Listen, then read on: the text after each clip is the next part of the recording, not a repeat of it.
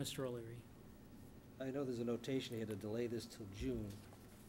I'm not sure as to why we would do that. And why wouldn't we? I mean, I, for one, am in favor of having the monies available to move forward as quickly as possible. If Wilmington cooperates and does something in April and May, and if you go out to bid and the monies are available from MEMA, then let's do it. Why wait? Why lose 2 months' time?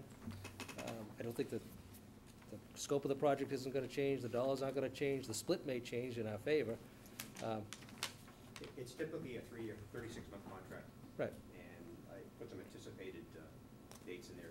You're talking a year for the design and permitting because it's another community. Right, but I'm just saying, as far as our commitment to it, I don't see the need to delay it.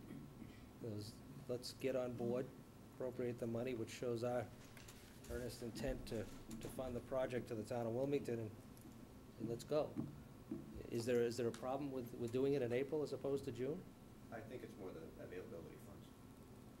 I think from a design construction standpoint, it doesn't matter to us either way. It's about a 2.5 year project. Yeah. Okay, but still, I think. Well, I mean, whether we, the availability of funds, I guess the only difference between April and June is we have a little better understanding of what our overall budget is, and. I guess we're gonna bond it anyway. I know, but, you know, So, it's, bonding has to be Right. paid for. I know bonding has to be paid You know, for. there's a school project. And again, this is a project that, if we can get it done, it needs to be done. School projects aside, we have a whole segment of our community that's adversely impacted that can be corrected. To me, we should move forward on it.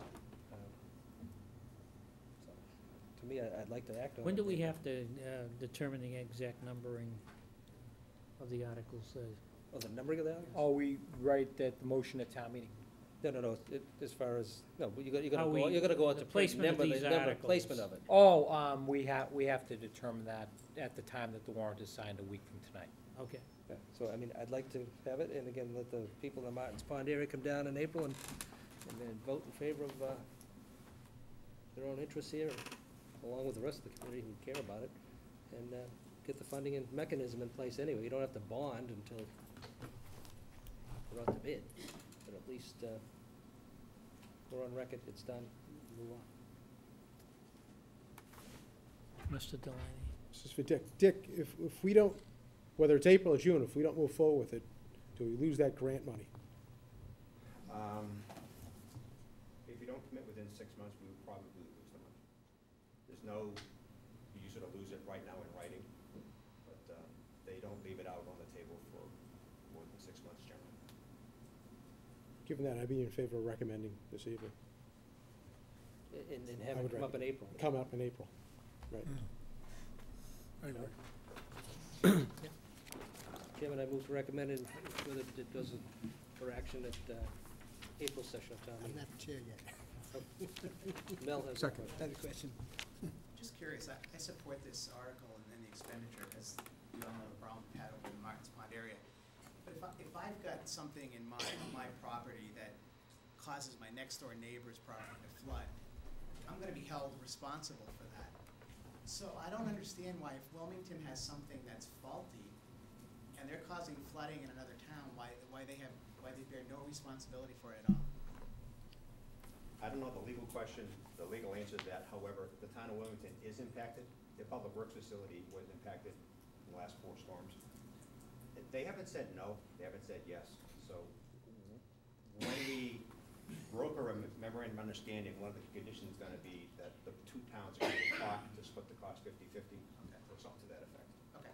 And they haven't said no to that. It's just, we need an MOU basically saying between the 2 communities, besides the bond, saying we'll agree to fund it, our part of it, just to get it moving. If we want to go back in history, I went to a meeting in Boston, I don't know, 4 years ago, 5 years ago, and it was over a number of different issues, and one of the state officials, I don't remember the names of these people at this point, you know, grabbed Dave and said, yeah, we ought to be talking about this too. It's something that's been talked about for 10 or more years. So this is not a new thing. This is the closest it's ever come. I mean, it's come this close because of this grant. With this grant, Right. I have a quick question. Dick, so do I understand what you're saying is that it's possible that this will cost us less than $270,000? If the town, if Wilmington goes 50/50 with us, is that what I understood you to say? We may get another FEMA or MEMA grant to bring up the, usually a FEMA grant is 75-25 split. This is like way more than that, I'm not sure the percentage. So there's a possibility that we'll get more funding from the state, the federal government, to make up more of the balance, and possibly a split between the 25% remaining that we're proposing to fund now, a split between the two communities. Okay. So yes, it is The possible. 270 number was the worst case scenario. Worst case scenario, in the 750,000 job entails a dual road bypass around the construction site. That's the expense, you have to build a road through Right. the brook, basically. It's very expensive. Another option is we literally just shut the road down for 2 months. I've done work like that in 2 months or less, just rip it all off, put it in, and for about $400,000. 2 months? Yeah, So after the '06 storm. 62. that's okay. The 25%, Jeff, is 187.5 Right. instead of 270. Right. So 270 is the worst number that I can foresee, and the construction estimates are very conservative. So I'm pretty sure it'll be less than what we're talking about. Thank you, Dick.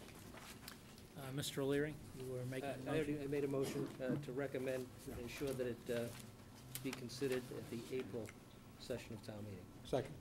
Motion, this is a motion for the board, recommended, not recommended town meeting, but to recommend. And for Recommended. the article to be Recommend. moved up so that it's numbered to Considered fit the within April session. the April town meeting. All in favor? Aye. Opposed? Unanimous. On the stormwater infiltration project. This is to see if the town will vote and raise by taxation and appropriate by transfer from available funds, $138,000 for stormwater infiltration. And this is all being forced on us by the new laws, right? Partially new law, partially this is a grant offered to us by the state, and it's kind of a use it or lose it. We don't commit to it. If they don't commit to it in this cycle, they'll probably give the money to someone else, is what we've been told.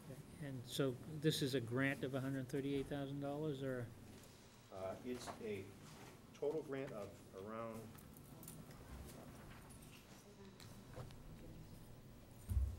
$328,000. Of that, the state is gonna give us 190, our match is 137, 138. That ballpark. What does that match? It's close to 42%. Is the grant currently guaranteed at this point, or is it? Jennifer's gonna speak in excruciating detail if you want. I'm sorry. I thought we were on at 9, but, Perfect timing. huh? Perfect timing. Perfect timing. Yes, I've been here. Actually, this is, I handed this out last week, Right. but for anybody that didn't have it, or you probably don't have it kicking around from before. Maybe just type on the agenda. And I missed our last meeting, so. Thank you.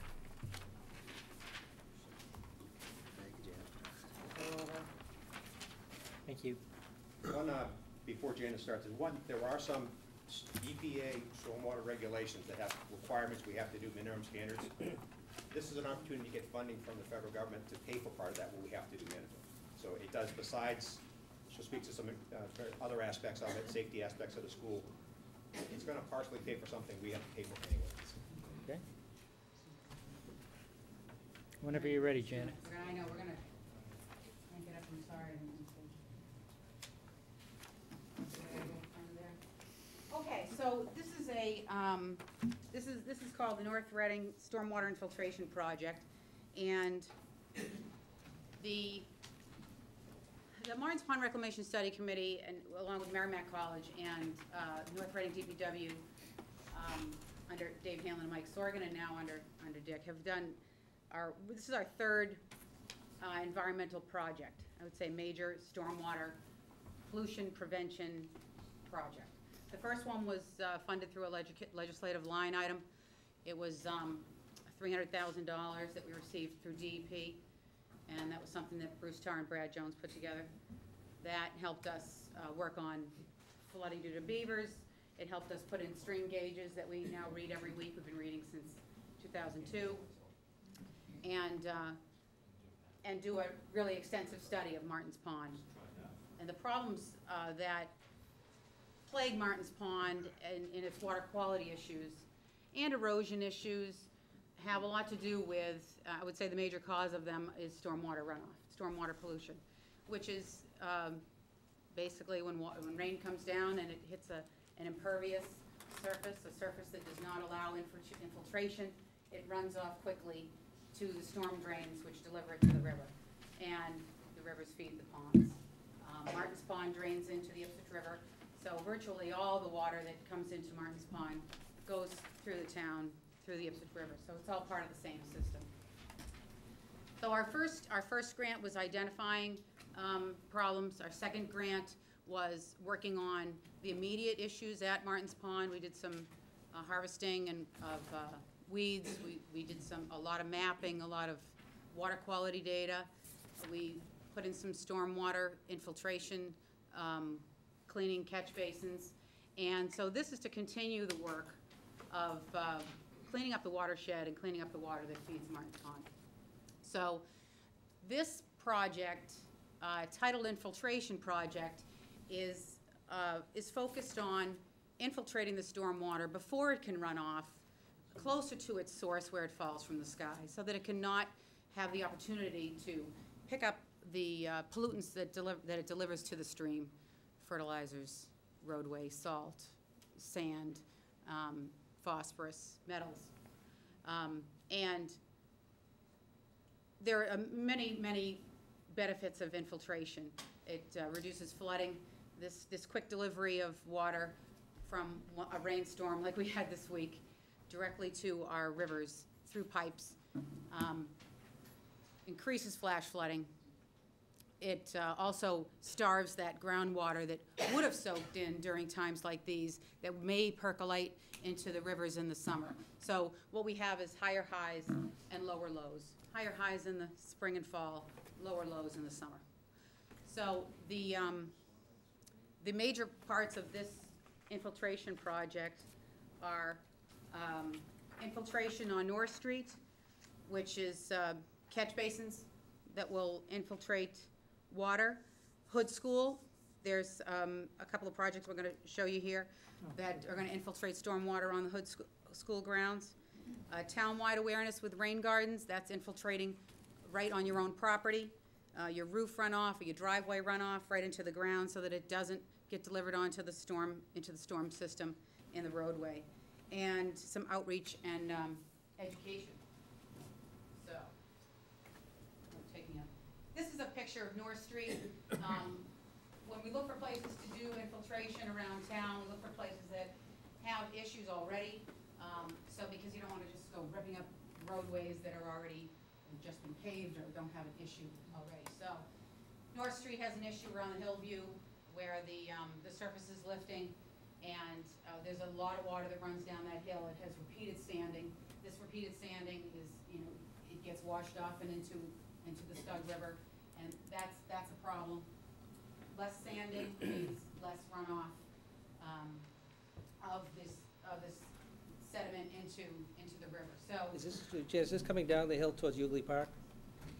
yeah, well, what we're going to do is there's going to be some test drills done because there is a considerable amount of ledge there. Is that the area you're talking about, though, coming down the hill, crossing Central Street? Yes, Okay. yes, coming down from roughly around where the nursing home is. Right, okay.